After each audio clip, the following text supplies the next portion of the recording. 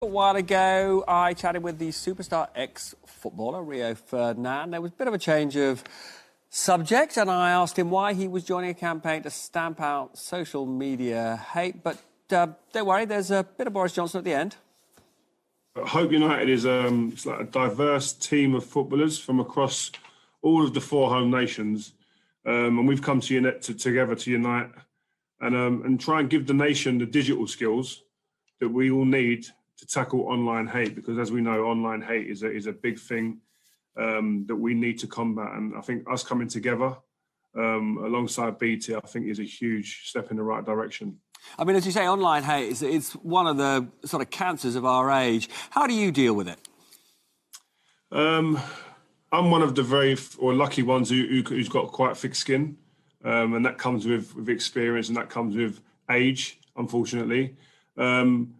And probably many others, especially the younger generation, aren't as fortunate in that sense. So, but listen, I tend to try and ignore it and turn off notifications and turn off where I don't see the actual responses sometimes to some of the messages I put up. And I think as the younger generation especially, I think need to work out ways in which suit them personally. And I think we have the right skills, the right information to give them. If they feed into it, they can come better equipped to be able to deal with online hate. Some of your colleagues have said to me that they don't think the social media companies themselves do enough to eliminate the hate. What do you think? Well, I tend to agree. I think the online safety is something that I don't think has probably been taken as seriously as it should have been. I'd love to get to a place where it could be manned and kind of looked at and policed by some sort of algorithm. I think the technology must be there to do that. But we need the energy to be from the people that run these social media platforms to be like ours, really, where they actually want to police this and make sure that there are going to be consequences when hate messages are posted on social media. I'm a lot older than you, but both of us are of an age where, frankly, when we were kids, there wasn't the social media around. There weren't those challenges. You've got kids. Do you think schools are doing enough to help kids to cope with these pressures?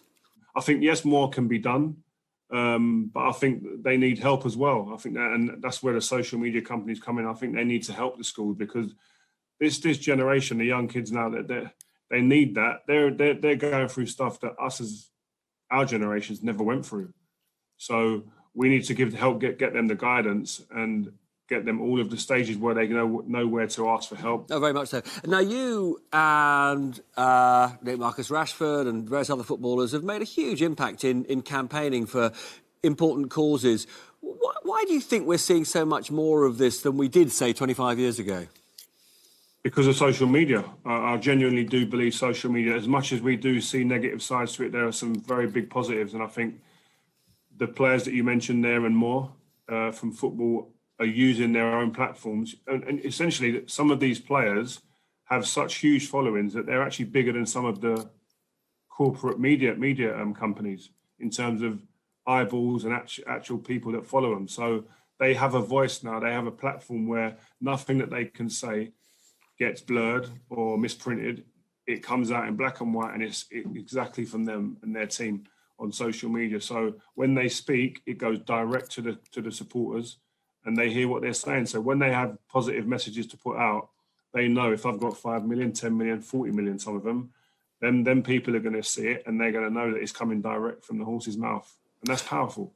Now, I've just spent the last 6 and a bit hours watching Dominic Cummings give evidence against his former boss, the Prime Minister. And one of the things that he said is he thought that Boris Johnson was bonkers to take on Marcus Rashford twice over free school meals.